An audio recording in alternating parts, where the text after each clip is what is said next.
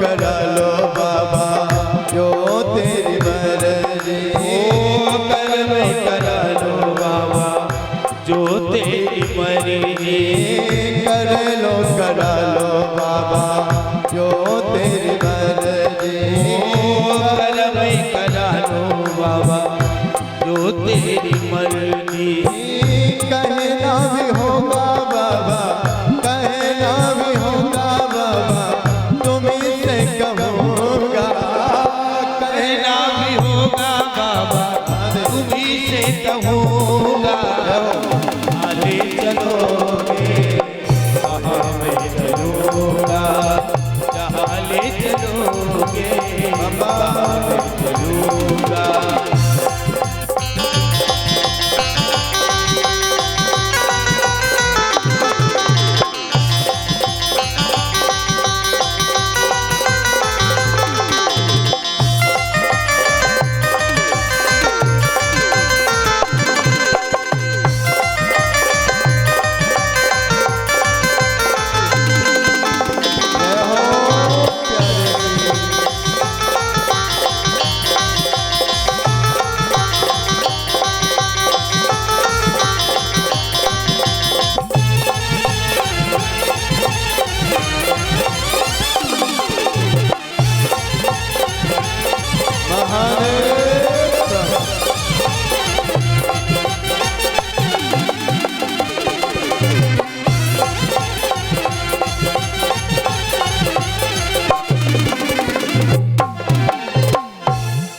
बोले शंकर भगवान की जय हो, शिव महापुराण की जय हो। श्री शोची महाराज शौनक आदि ऋषियों को श्रवण कराते आज नरसिंह जी को परमात्मा की प्राप्ति हो गई। क्यों? क्योंकि उन्होंने भोले बाबा के ऊपर छोड़ दिया था कि हे परमात्मा आपकी जो मर्जी हो या आपकी जो इच्छा हो वो आप मुझे दे दीजिए। हम लोग क्या करते हैं जब भी हम मंदिर जाते हैं ना, हम लोग क्या करते हैं, हम लोग स्वयं मांगते हैं। भैया परमात्मा के पास जाओ ना तो परमात्मा की ही बन जाओ। भगवान के पास जाकर के भगवान से मांगो मत। भगवान के पास जाकर भगवान को ही मांगो। लेकिन हम लोग क्या करते, भगवान के पास जाएंगे, भोले बाबा को जल चढ़ाएंगे या जिस देवता के पास जाएंगे उनके पास जाकर के पूजन करेंगे, एक पुष्प चढ़ाएंगे, वो हजारों कामनाएं झड़ी लगा देंगे। हमारी बहू के लड़का हो जाए, उसके भी लड़का नाती हो जाए, पंथी हो जाए, संती हो जाए, बंगला आ जाए, गाड़ी आ जाए, झड़ी लगा देंगे महाराज। भैया जिस प्रकार माता पिता अपने पुत्र या पुत्री की जो इच्छा है या जो पुत्र पुत्री को चाहिए वो माता पिता स्वतः ही दे देते हैं, इसी प्रकार परमात्मा क्या है? जगत का पिता है। यदि आप किसी राजा के पास या किसी देवता के पास जाकर के मांगेंगे तो क्या मांगेंगे? जो अपनी सोच होगी, जितनी थिंकिंग सोचने की होगी उतना ही हम मांगेंगे। लेकिन परमात्मा के पास यदि हम जाकर के परमात्मा को मांगे और परमात्मा प्रसन्न हो गया तो पता नहीं क्या दे देगा। लेकिन हम लोग उल्टा करते हैं, एक लोटा जल चढ़ाएंगे ना, वो जल चढ़ाते चढ़ाते दुनिया की कामना कर लेंगे। भोले बाबा भी कहते कोई बात नहीं, ये तो छोटी सी चीज है, हमारे लिए कोई बड़ी चीज थोड़ी है।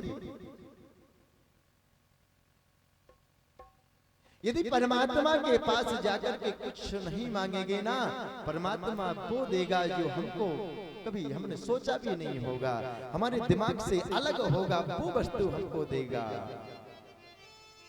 वहां दे रहे और परमात्मा वही देता है जो आपके लिए अच्छा होता है। सोचिए महाराज कहते शौनक आदि ऋषियों भोले बाबा का ध्यान जब हम करें या जिस देवता का हम पूजन कर रहे हैं उसका हम ध्यान करें शौनक आदि ऋषियों ने पूछा, महाराज ध्यान किस प्रकार से किया जाता है, ध्यान करने की विधि क्या है, भगवान में हमारा मन कैसे लगे। क्यों? क्योंकि अभी हमारा मन संसार की वस्तुओं में लगा हुआ है। मैं और मोर तोड़ते माया, ये मेरा है, ये मैंने किया, मैं ऐसा करूंगा। क्या भरा हुआ है हमारे अंदर अभी? मैंने ऐसा किया, मैं ऐसा करूंगा। सोचिए महाराज कहते, जब तक हमारे अंदर मैं भरा हुआ है, अहम भरा हुआ है, अहंकार भरा हुआ है, तब तक भगवान में हमारा मन नहीं लग सकता। यदि परमात्मा में अपने मन को लगाना है ना, तो क्या करें? सबसे पहले अपने अहम को, अहंकार को क्या करें? नष्ट कर दें। सोचिए महाराज, शौनक आदि ऋषियों ने कहा, महाराज अहंकार नष्ट कैसे होगा, या उस परब्रह्म परमात्मा में हमारा मन किस प्रकार लगेगा, वो आप हमको बताएं। किस प्रकार हम उस परमात्मा का ध्यान करें। जब इस प्रकार से कहा, श्री सूत महाराज कहते हैं, सबसे पहले क्या करें? बोले यदि कोई कुछ नहीं करता, कम से कम पाठ करना प्रारंभ कर दे। बोले किस चीज का पाठ करें? बोले शिव पुराण का पाठ करें। बोले महाराज जो पढ़ा नहीं वो क्या करे? जो कम पढ़ा है वो क्या करे? बोले महाराज भागवत है, गीता है। बोले कुछ नहीं पढ़ सकता तो रामचरितमानस का चिंतन करे, पाठ करे, वो सब पढ़ सकते हैं। क्यों? क्योंकि बोले कुछ नहीं करता तो कम से कम कुछ पाठ प्रारंभ, कुछ नियम बनाए जीवन में। जब तक हमारे जीवन में कोई नियम नहीं है, तब तक हमारा जीवन वृथा चला जा रहा है। जो हमारा समय चला जा रहा है वो समय बेकार निकल गया। कुछ ना कुछ जीवन में नियम होना चाहिए। जब इस प्रकार से कहा, बोले यदि पाठ नहीं कर सकता तो क्या करे? बोले राम नाम का जाप करे, शिव के नाम का जाप करे, कृष्ण के नाम का, जिस देवता को मानता है। पाठ नहीं कर सकता तो बैठ करके भगवान के नाम का जाप करे, चिंतन करे। अब जिस देवता में आपका मन लगता है, ये नहीं है। भगवान सब एक ही हैं, कोई अलग नहीं है। लोग कहने लगते कि आपके भगवान तो बहुत सारे हैं। भैया भगवान ने एक ही हैं, एक ही सादे सब सदे, सब सादे सब जा।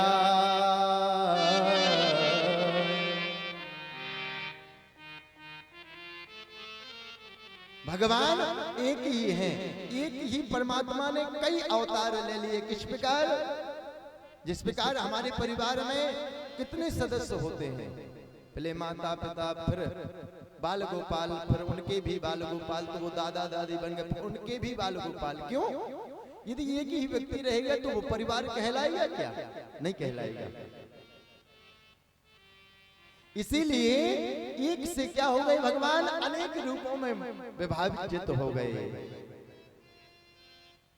भगवान क्यों अनेक रूपों में क्यों विभाजित हुए? जिस प्रकार यदि हम प्रतिदिन दाल रोटी खाते रहे, उदाहरण के तौर में, जैसे प्रतिदिन हम लोग दाल रोटी खाते रहे तो मन उब जाता है, अरे यार आज कुछ अच्छा सा, कुछ टेस्टी सा बनाओ ना।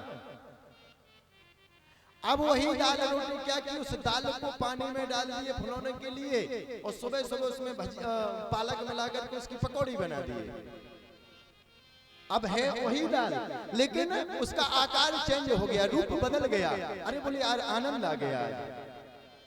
इसी प्रकार परमात्मा ने एक रूप से अनेक रूप बना लिए। क्यों? यदि भगवान कृष्ण में आपका मन नहीं लगता तो भोले बाबा के रूप में आ गए। क्यों?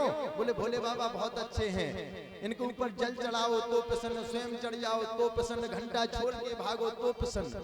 बोले भोले बाबा अच्छे। अब किसी को हमारे राम जी मर्यादा पुरुषोत्तम, हमारे राघव प्यारे लगते हैं। हमारे राम जी बहुत अच्छे हैं, बहुत सुशील हैं, बहुत सुंदर हैं। किसी को गणेश जी अच्छे लगते। तो भगवान ने एक ही रूप से अनेक रूप क्यों धारण किए कि हमारा भक्त कभी परेशान ना हो, भटके नहीं, इसलिए भगवान ने अनेकों रूप धारण किए। सोचिए महाराज कहते यदि आप जाप नहीं कर सकते, आपको भगवान का नाम नहीं आता, यदि आपको राम का नाम, श्याम का नाम या जाप करने के लिए आपके पास समय नहीं है तो क्या करें? बोले ध्यान करें। ध्यान किस प्रकार करें महाराज? बोले बैठ जाएं और जिस देवता में आपका चिंतन है या जो आपका इष्ट देवता है उसका चिंतन करें। हमारे भोले बाबा कितने सुंदर हैं, कपूर के समान सुंदर हैं। कैसे हैं भोले बाबा? कैसे हैं भोले बाबा? किसी को पता है? मीठे हैं? कैसे हैं भोले बाबा? कारे हैं ना? प्रतिदिन गाते हैं हम लोग, लेकिन उसके बाद भी गाते हैं क्योंकि गाने लगते ना प्रतिदिन। क्या गाते? कैसे हैं भोले बाबा? किसी को पता है? किसी को पता नहीं, सब राधे राधे है ना। प्रतिदिन गाते हम लोग। कर्पूर गौरमो करुणावतारमो संसार सारमो भुजगेन्द्रहारमो। कर्पूर गौरमो करुणावतारम संसार सारम भुजगेन्द्रहारम सदा वसंतम हृदयारविंदे। ओ सदा वसंतम हृदयारविंदे। भवं भवानी सहितं नमामि। भवं भवानी सहितं नमामि। कर्पूर गौरमो करुणावतारमो संसार सारमो भुजगेन्द्रहारमो। कैसे हैं भोले बाबा? किसी को पता है? कैसे हैं भोले बाबा? नहीं पता? कैसे हैं? अभी बताया ना हमने कैसे हैं भोले बाबा। हमको खुद पता नहीं, हम तुमको कहां से बता दें। हम सोच रहे थे आप लोग बता दोगे तो हम आपको बता देंगे। हम पढ़े लिखे थोड़ी हैं, हम भी राधे राधे हैं आप लोगों में से। हम लोग प्यारे प्रतिदिन गाते हैं। कैसे हैं भोले बाबा? कर्पूर गौरम। कैसे हैं? कपूर के समान सुंदर। क्या गाते हैं? कर्पूर गौरम। बोले बाबा कैसे हैं? कपूर के समान सुंदर वर्ण है मेरे बाबा का। लेकिन गाते ही गाते हैं। कैसे गाते? कर्पूर गौरम संसार सारम। भगवान आप तो सब जानते, लेट हो गए आज, भोजन लेके जाना, नहीं तो वहां स्वामी जी डांटेंगे। अभी तक तो हाँ, आप तो सब जानते, आप तो सब जानते, लफ्ज़ से चाट जाएंगे। एक शब्द को भी हम पढ़े ना प्यारे, उसका अर्थ समझे। आधे शब्द को रामचरितमानस में कहा ना, एक घड़ी आधी घड़ी।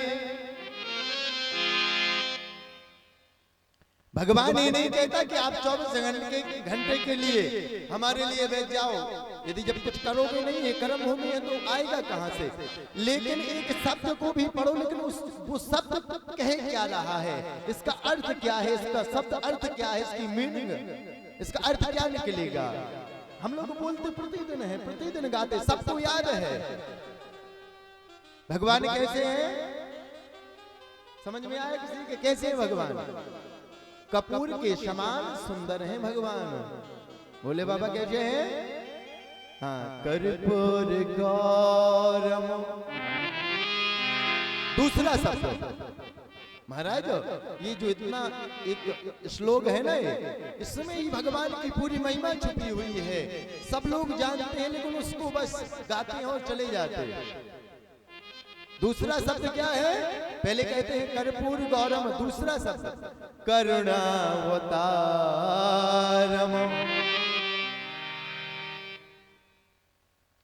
शिशु जी महाराज कहते इस प्रसंग पर आपको हम बाद में बताएंगे। कहां कथा चल रही थी कि भगवान का ध्यान कैसे करें। यदि हम जाप नहीं कर सकते तो भगवान का ध्यान कैसे करें। ध्यान कब करेंगे, जब हम उस देवता के बारे में जानेंगे। यदि हम किसी वस्तु के बारे में जानेंगे नहीं, तब तक उसमें हमको प्रेम या उसमें रुचि उत्पन्न नहीं होगी। वो कहते हैं ना, जाने बिनु ना होए प्रतीति और बिनु प्रतीत होए नहीं प्रीति। आपकी बीच में कोई आकर के बड़ा महापुरुष बैठ जाए, आप उसको पहचानते नहीं, आप उससे बोलोगे नहीं। क्यों? क्योंकि आप उसको जानते ही नहीं।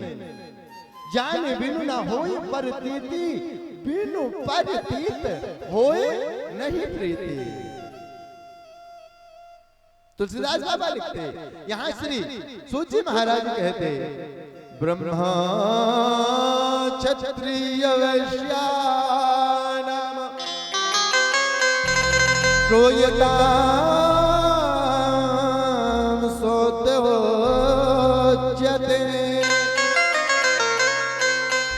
कर्षको विशलो गेयम् इतरम चैवेदासुतम।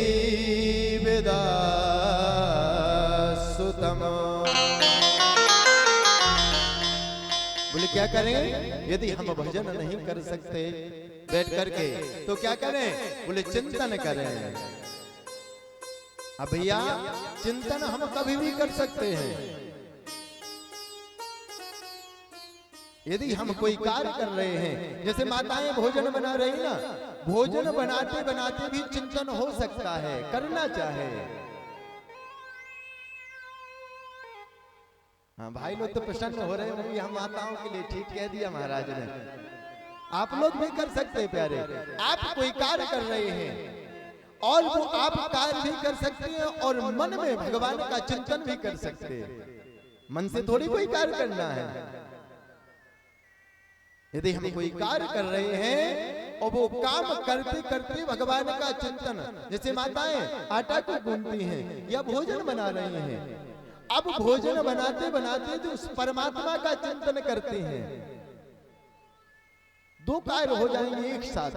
एक तो परमात्मा का भजन, उसका चिंतन हो जाएगा और आपका भोजन भी बन जाएगा। और जो आप भोजन परमात्मा का भोजन बनाते हुए चिंतन करोगे ना, उस भोजन को पाना, और जब आप दुनिया के गाना सुनते हुए भोजन बनाना पर उस भोजन को पाना, उसमें दोनों में अलग अलग फर्क होगा।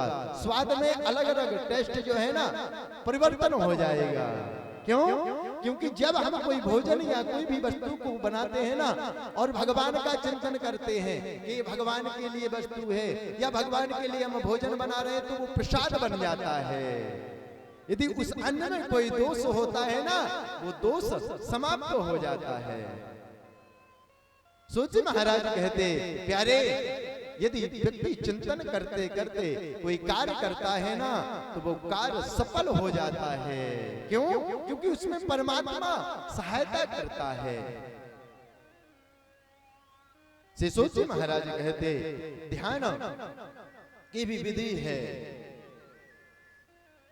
यदि भगवान में आपका मन नहीं लगता, अपने नेत्रों को बंद करके, और भगवान का जो रूप है, जैसे हमने अभी बताया भोले बाबा कैसे हैं, कैसे हैं भोले बाबा?